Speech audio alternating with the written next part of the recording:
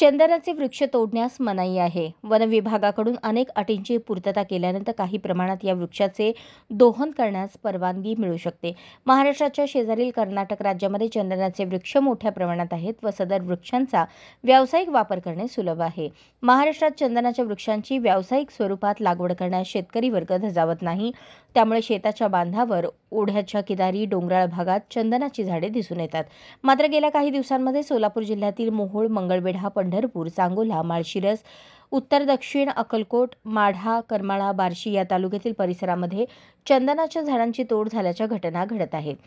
तसेच झाड पक्व झाले आहे की याचा शोध घेण्याकरता जमिनीपासून काही अंतरावर झाडाच्या खोडावरती गिरमिटने छिद्र पाडण्याच्या खुणा अनेक झाडांवरती दिसून येतात। चंदन हे मौल्यवान वृक्षांमध्ये गणले जाते। याचा उपयोग सौंदर्य प्रसाधने, अगरबत्ती तसेच रसायनांच्या निर्मितीसाठी होतो।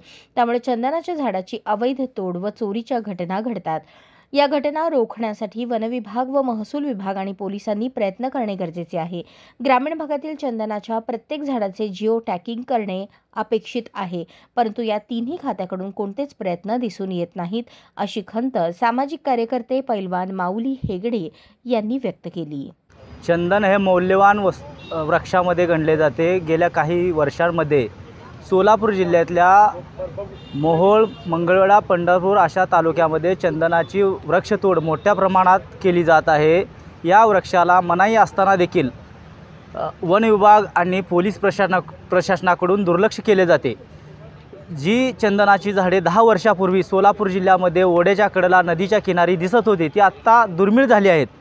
जी झाडं शिल्लक आहेत त्या झाडांना गिरमिटने होल पाडून चंदन तपासले जाते, परंतु चंदन चोरी करणाराला अद्यापही कोणत्या प्रकारचा दंड होत नाही किंवा त्यांच्याकडे जाणून बुजून शासनाकडून दुर्लक्ष केले जाते। चंदन तोड थांबवण्यासाठी राज्य शासनाने एक चांगल्या प्रकारचं पाऊल उचललं पाहिजे, जेणेकरून आपण एखाद्या झाडाचं जिओ टॅगिंग केलं पाहिजे। त्या माध्यमातून ते झाड पाहता यावं आणि ते तोडण्यासाठी अनेक परवानग्या घ्याव्या लागतात, तेव्हा हे चंदनाचं झाड तोडलं जातं। परंतु बेकायदेशीर चंदनाचे दहन आणि दफन केलं जातं। त्यामुळे शासनाचं जे काही ध्येय धोरण आहेत हे अत्यंत चुकीच्या पद्धती आहेत। त्यामुळे भारतासारख्या देशाला आज वृक्षापासून वंचित राहावे लागत आहे।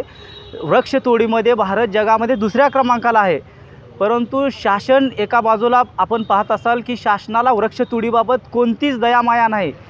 वृक्ष तोडले जातात, चंदनासारख्या मौल्यवान वस्तू तोडल्या जातात, परंतु शासन याकडे जाणून बुजून दुर्लक्ष करत आहे। वन विभाग आणि पोलीस प्रशासन फक्त बघ्याची भूमिका घेत आहे। अशाच नवनवीन अपडेटसाठी जनता राज्य न्यूज चॅनलला सबस्क्राइब करा, लाईक करा आणि शेअर करायला विसरू नका।